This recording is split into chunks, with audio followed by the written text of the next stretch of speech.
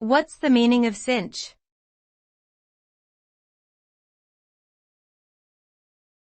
Cinch.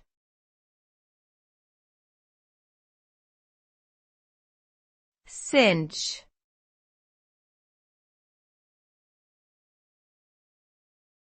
Cinch.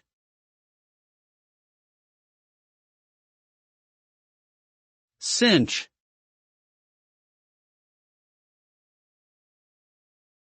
Cinch can be both a noun and a verb. As a noun, it refers to something that is very easy or certain to happen, or a strap or belt used to secure something in place. As a verb, it means to make something very easy or certain to happen, or to fasten or tighten something with a strap or belt. In general, the term conveys a sense of simplicity, ease, or certainty in accomplishing a task or goal, often through the use of a specific tool or method.